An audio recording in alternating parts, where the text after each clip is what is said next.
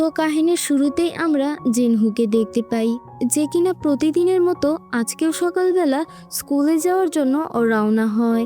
জিনহু একজন সফল অ্যাথলেট হয়, দেশের জন্য গোল্ড মেডেল জিতে চায় এবং দেশের নাম উজ্জ্বল করতে চায়। এখন আমরা ডং ইয়নকে দেখতে পাই, যে কিনা খাওয়া ছাড়া আর কিছুই বুঝতো না।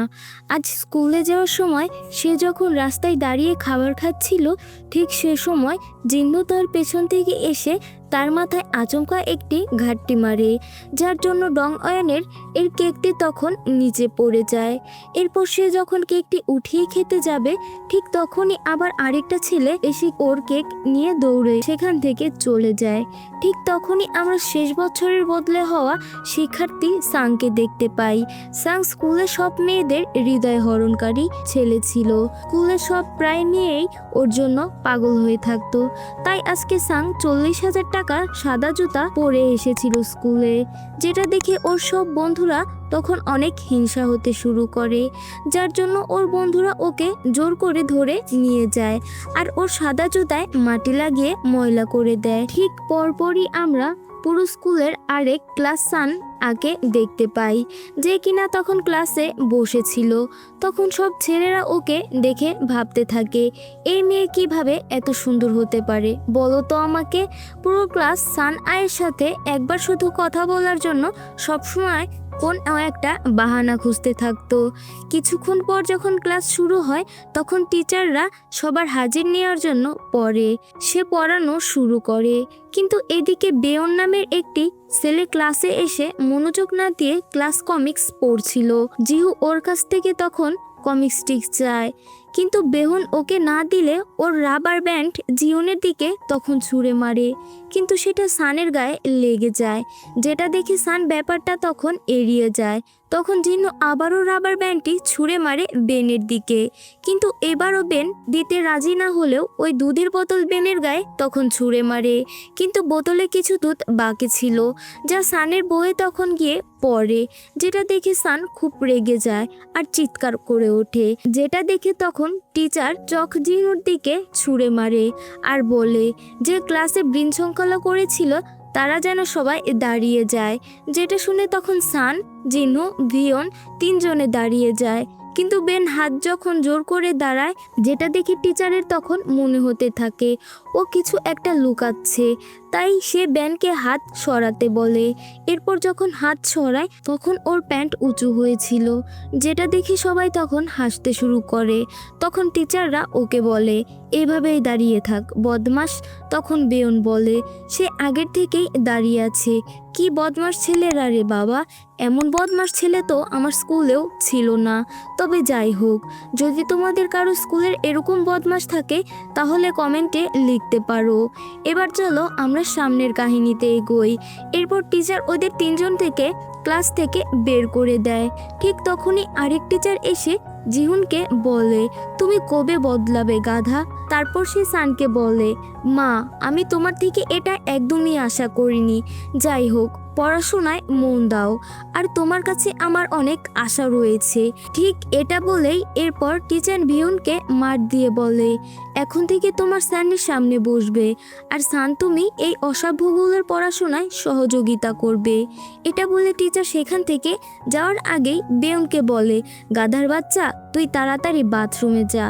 এরপরের সিনে আমরা সানকে ব্যাকস্টেবল খেলতে দেখি, যেখানে আমরা সানের বান্ধবী চ্যামিলি পপ সিঙ্গারা হওয়ার প্রস্তুতি ছিল, কিন্তু সে ঠিকমতো নাচতে পারছিল না, বারবার সে তাল হারিয়ে ফেলছিল, যেটা দেখে তখন জিনু ওকে বলে এবার থেকে ভালো ঢং করে নাচতে হবে।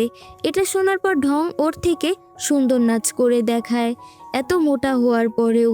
এদিকে জিনু যখন চ্যামিলিকে নিয়ে মজা করছিল, তখন সান সেখানে এসে বলে সে তো তাও চেষ্টা করছে, আর তুমি কি করছো। তখন জিনু ওকে বলে আমার অনুসরণ করার দরকার নাই বাকি, আর তাছাড়া তুমি ওকে মিথ্যা আশা দেয়া বন্ধ করো। এরপর রাতের বেলা জিনু যখন খাবার টেবিলে খেতে বসে, ঠিক সেই সময় ওর বাবা ওকে বলে তোমার স্কুল থেকে ফোন এসেছিল, শুনলাম তোমাকে নাকি ক্লাস প্রেসিডেন্টের আগে বসতে বলা হয়েছে। যাক, এটা তুমি একটা ভালো ফল অর্জন করেছো। আসলে খুশির জন্য আমরা সবাই একটি পার্টি করি। পরের দিন স্কুলে যখন জিনু আবার বিয়নের সাথে মারামারি করছিল, ঠিক তখনই একজন টিচার ক্লাসে চলে আসে আর বলে, 20 মিনিট রিভিশন দাও, আমি তোমাদের সবার পরীক্ষা নিব। কিন্তু সান তখন খেয়াল করে সে বই আনতেই ভুলে গেছে। অপরদিকে জিনু পরীক্ষাটি একদমই দিতে চাচ্ছিল না, তাই সে নিজের বই সানকে দিয়ে দেয় আর উঠে বলে, স্যার, আমি বই আনতে ভুলে গিয়েছি, আমি কি বাইরে যেয়ে দাঁড়াবো? কিন্তু এদিকে টিচার তখন ওকে একটা চেয়ারের মাথায় উঠিয়ে বসার শাস্তি দেয়।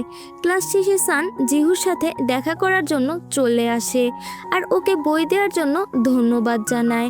তখন জিহু বলে, আরে পাগল, এটা কোনো ব্যাপারই না।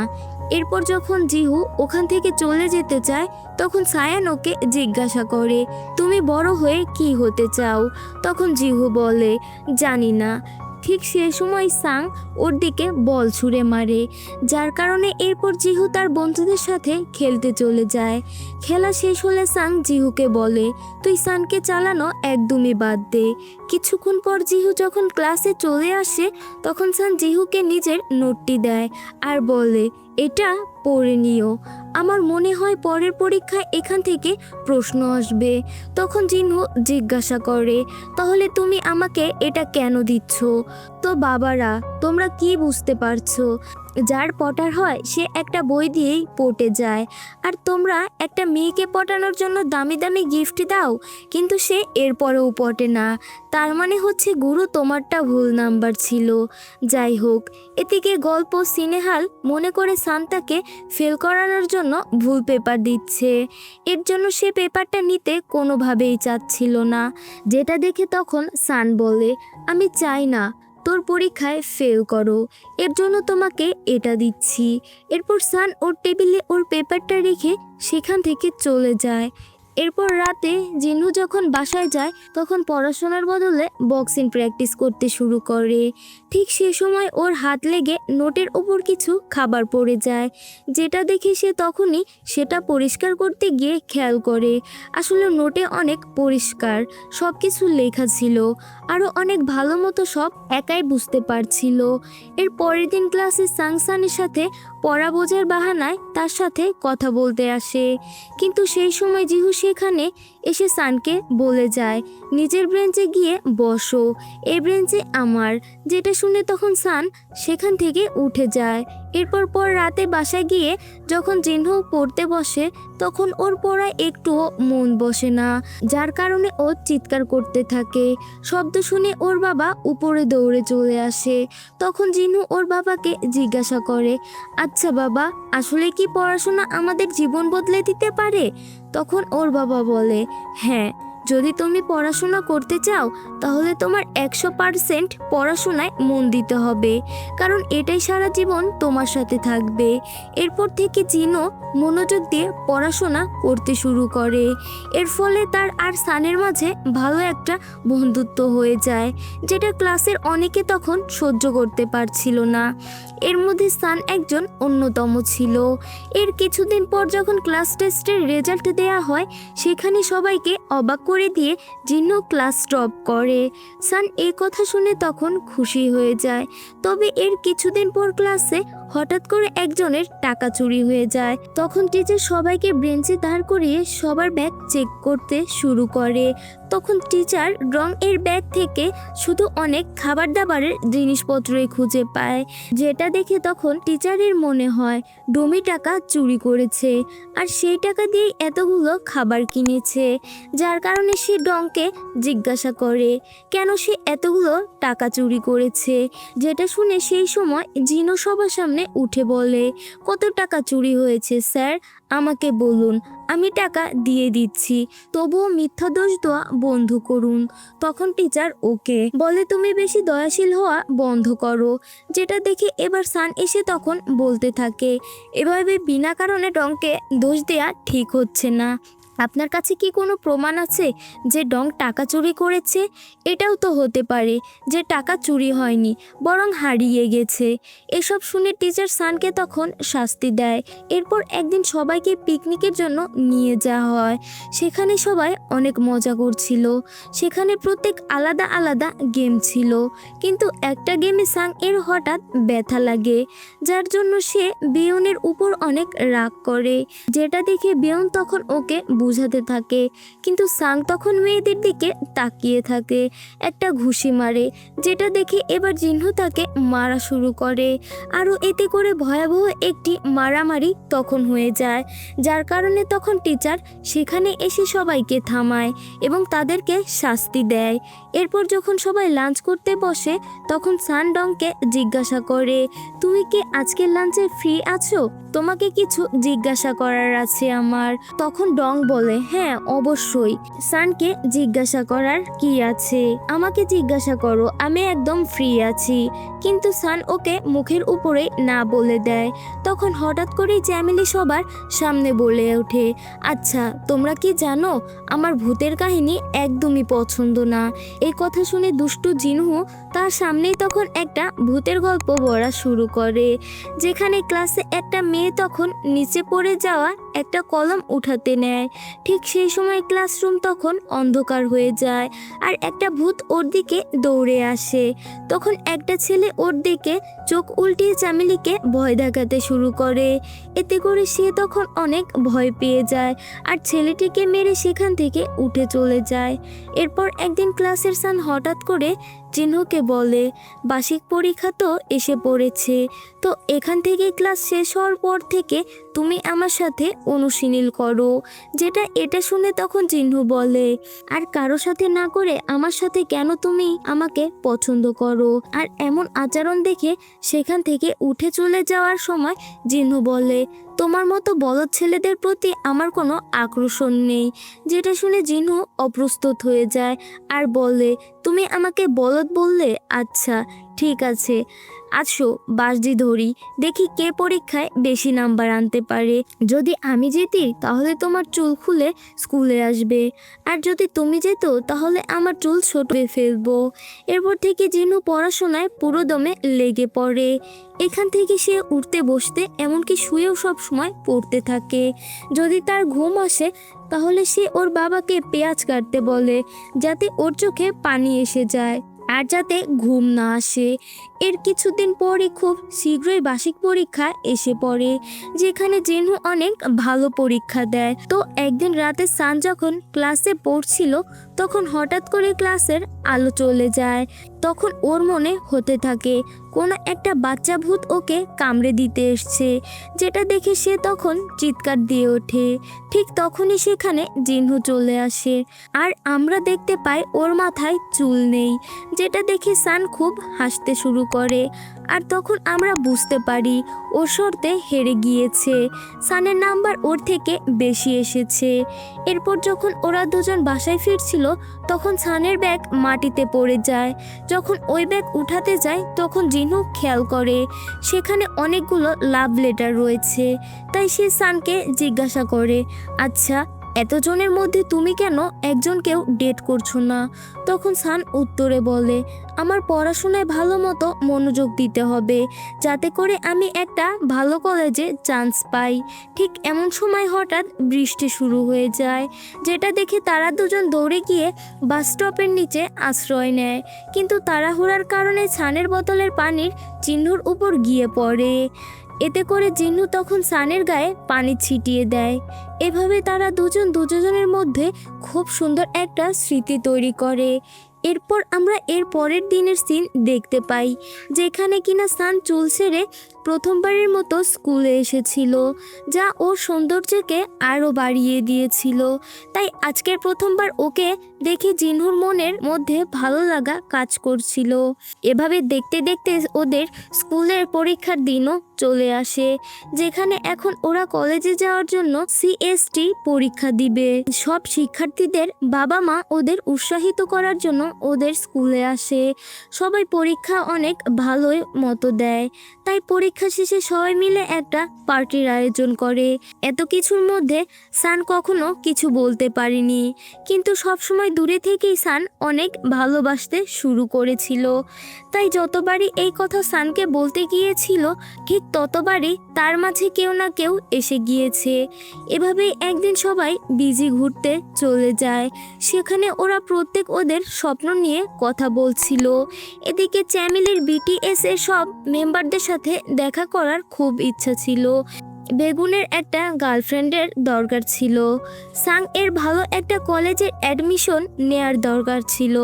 সানেরও ঠিক একই স্বপ্ন ছিল, কিন্তু আমাদের হিরো জিনহোর শুধু স্বপ্ন ছিল একজন ভালো মানুষ হওয়া। ওর এমন ভারী ভারী কথা শুনে সাং বলে, তোর আর কিছু বলতে হবে না, আগে আমরা সবাই সিএসআইটি পরীক্ষায় পাশ করি। এরপর রাতে যখন জিনু খাবার টেবিলে খেতে বসবে, ঠিক তখনই ওর কাছে সানের কল চলে আসে। সানকে কান্না করতে শুনে সে দ্রুত সানের কাছে দৌড়ে চলে যায়। তখন সান বলতে থাকে, মনে হয় আমি কতগুলোর উপর ভুল দাগ দিয়ে এসেছি, এতে করে আমার এক্সামে ফেল আসতে পারে। ওর এভাবে কান্না দেখে জিনু হাঁটু গেড়ে ওর সামনে বসে আর ওকে বলে, তুমি কি জানো আমি তোমাকে কতটা পছন্দ করি? তুমি যদি সিআইএসটির এক্সামে ফেলও করো, তাও আমি তোমাকেই পছন্দ করব। এটা শুনে সান আরও তখন কান্না করতে থাকে আর বলতে থাকে, তার মানে তোমারও মনে হয় আমি ফেল করব। এর কিছুদিন পর আমরা ওদের স্কুলের শেষ সিন দেখতে পাই। সানের কলেজে অ্যাডমিশন হয়ে গিয়েছিল। দেওনের জিজুজের একটা কলেজের সিট হয়ে গেছে। ডংয়ের দ্য ক্যাবলেক ইউনিভার্সিটিতে নাম এসেছিল আর জিনুর সিওলে অ্যাডমিশন হয়ে গিয়েছিল। এতে করে সবাই অনেক খুশি ছিল আর একসাথে ফেয়ারওয়েল উদযাপন করছিল। এভাবে আস্তে আস্তে এবার ওদের শহর ছেড়ে যাওয়ার দিনটিও চলে আসে। তবে জিনু চলে যাওয়ার আগে ওর নিশানা রাখার জন্য সানকে একটা ব্রেসলাইট পরিয়ে দেয়। এর পরপরই আমরা কিছুদিন পর সিন দেখতে পাই যেখানে জিহুল ইউনিভার্সিটিতে পড়ছিল, যেটা সম্পূর্ণ কৃতিত্ব সানকে দিত, কারণ সানের কারণে আজ ইউনিভার্সিটিতে পড়তে পারছে। তাছাড়া এখানে অনেক নতুনও বন্ধুও বানিয়ে ফেলেছিল। অন্যদিকে সান অনেক নতুন বন্ধু বানিয়ে ফেলছিল। এতে করে ওরা এতই ব্যস্ত হয়ে পড়েছিল যে যার জন্য ওরা দুইজনকে কেউ কারো সাথে কথা বলার সময়টুকু পেত না। তো এভাবেই হঠাৎ একদিন সান জিনহুকে ফোন করে বলে, আমি তোমার সাথে দেখা করার জন্য সিওল আসছি। এরপর যখন ওরা দুজন দেখা করে, তখন সান বলে, আমার জীবনে কিছুই আগের মতো নেই, আমি পড়াশোনায় আর মনোযোগ দিতে পারছি না, আমি সব সময় কিছু না কিছু ভুল করেই যাচ্ছি। যেটা শুনে তখন জিনু ভাবতে থাকে, ও কেন আমাকে এসব বলছে? ও কি আমাকে ছেড়ে দিতে যাচ্ছে? এখন আমার জিনহুকে ওদের কলেজের একটা বক্সিং ক্লাব শুরু করতে দেখি, যেখানে ও নিজেই ওর বন্ধুকে মেরে ওর হাত পা ভেঙে দেয়। ঠিক তখনই সানের ফোন আসে। সান ওকে জিজ্ঞাসা করে, তুমি আমার ফোন কেন ধরছিলে না? তখন জিহ্ন বলে, আমার এক বন্ধু ব্যথা পেয়েছে, তাই ওকে নিয়ে আমি হাসপাতালে এসেছি। এর পরের মাসে আমার একটা ম্যাচ রয়েছে, তুমি কি তা দেখতে আসবে না? তখন সান বলে, তুমি পড়াশোনায় মন দাও আর এসব বন্ধ করো। এটা বলে সে ফোনটি তখন কেটে দেয়। এরপর আমরা ম্যাচের দিন তখন দেখতে পাই যেখানে জিনহু অনেক ভালো পারফরমেন্স করতে পারছিল না। তখনই সান হঠাৎ করেই সেখানে চলে আসে, কিন্তু জিনহুকে মার খেতে দেখতে পারে না, তাই সে সেখান থেকে উঠে চলে যায়। ম্যাচ শেষ হওয়ার পরে জিনু সানের সাথে দেখা করার জন্য চলে আসে আর বলতে থাকে, আমি প্রায়ই জিতে গিয়েছিলাম। তখন সান তাকে বলে, তোমার এসব ঝুঁকিপূর্ণ খেলার কি দরকার? চিহ্ন বলে, আরে এটা কোনো ব্যাপারই না, আর এমনিতেও আমি অনেক স্ট্রং। এসব শুনে সান অনেক রাগ করে আর সেখান থেকে চলে যায়। কিন্তু চলে যাওয়ার আগে তখন বলে, তুমি কবে ম্যাচিউর হবে? তখন সেখানে থাকা কিছু বাজে লোক ওদের কথা শুনে ফেলে, যার কারণে তখন ওরা ওকে খেপাতে থাকে আর বলে, বাবু তুমি কবে বড় হবে? যেটা শুনে তখন জিনু ওদের মারতে গেলে সান ওকে আটকায়, কিন্তু তখন লোকগুলো সানকে নিয়ে বাজে বাজে মন্তব্য শুরু করে, যেটা শুনে আবার জিহু ওদের সাথে মারামারি করতে চলে যায়। মারামারি তো চলছিল, কিন্তু সান ওকে আর মার খেতে দেখতে পারছিল না, যার জন্য সেখান থেকে তখন বাস স্টপেও চলে যায়। এদিকে কিছুক্ষণ পর জিনু সেখানে চলে আসে আর ওকে বলতে থাকে, কোনো চিন্তা করো না, আমার একদমই ব্যথা লাগেনি, মার্শাল আর্ট আমাকে শক্তিশালী করে দিয়েছে। এটা শুনে তখন সান কান্না করতে করতে বলে, আমি তোমার কাছে ভিক্ষা চাচ্ছিলাম যাতে তুমি মারামারি না করো, কিন্তু সেই তুমি আমার একটা কথাও শুনলে না। তখন জিহ্ন বলে, তাহলে আমি কি করতাম? তখন তো ওরা তোমাকে নিয়ে বাজে বাজে কথা বলছিল। যে সান তখন বলে, তুমি কি পাগল? কবে বড় হবে? তোমার মধ্যে তো একটুও ম্যাচুরিটি আসেনি। যেটা শুনে তখন জিহ্ন রেগে গিয়ে বলে, আমি না, তুমি পাগল, তুমি কি বোঝো না আমি এত কিছু তোমার জন্য করেছি? আমি সেই মানুষ যে এই সম্পর্কটাকে আগাচ্ছি, তোমার কাছ থেকে তো কিছুই পাচ্ছি না। আর এসব শুনে সান বলে, আচ্ছা ঠিক আছে, যেহেতু আমার কাছ থেকে তুমি কিছুই পাচ্ছ না, তাহলে এখানেই সব শেষ করো। যেটা শুনে তখন জিনু রেগে সেখান থেকে চলে যেতে থাকে আর বলতে থাকে, তুমি কখনোই আমাকে বুঝতে পারবে না। এই খবর তৎক্ষণাৎ ওদের সব বন্ধুদের কাছে চলে যায় আর সবাই সানের সাথে দেখা করতে আসে, কিন্তু জিনহুর সাথে দেখা করার জন্য শুধুমাত্র বেউই আসে। দেখলে এবার মেয়েদের কষ্টে সবাই আসে আর ছেলেদের কষ্টকে কেউই বোঝে না। অন্যদিকে সানেরও একটা সুযোগ এসে যায়, সানের জীবনে ঢোকার, তাই এই সুযোগ সানকে একটা নেকলেস গিফট করে। অন্যদিকে বেন জিহুন দুজন রেস্টুরেন্টে কিছু লোকদের সাথে আবার মারামারি করে, যার কারণে পুরো রেস্টুরেন্ট তখন নষ্ট হয়ে যায়। এখন আমাদের কিছুদিনের পর সিন দেখানো হয় যেখানে জিনহু আর্মিতে যোগ দেয়, যা ওদের দেশে প্রত্যেক ছেলেকে 2 বছরের জন্য করতে হয়। আর এর মাঝে সানকে ডেট করছিল। তখন সান ওকে জিজ্ঞাসা করে, তোমার কি কোনো প্রফেশন পছন্দ? সাং বলে, উকিল।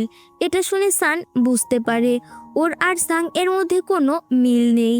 ঠিক এর পরপরই সিন চলে যায় 1 বছর পরে, যেখানে আমরা তুফানের ক্ষয়ক্ষতি কমাতে জিহুনকে কাজ করতে দেখতে পাই। ঠিক তখনই ও জানতে পারে তুফান সেই জায়গায় যাচ্ছে যেখানে সান থাকে। এর জন্য ও সিনিয়রকে বলে সানকে শেল্টারে নেয়ার কথা ভাবে। প্রথমে ও সিনিয়র ওকে শাস্তি দিলেও পরে সে মেনে নেয় আর সানের পরিবারকে সম্মানের সাথে শেল্টারে নিয়ে আসে।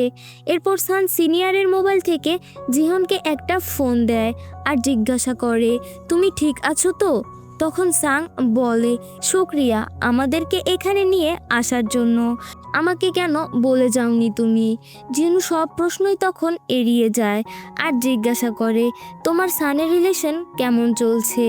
এই উত্তরে সান বলে, আমাদের মধ্যে কোনো সম্পর্ক নেই, আমি ওকে পছন্দ করি না।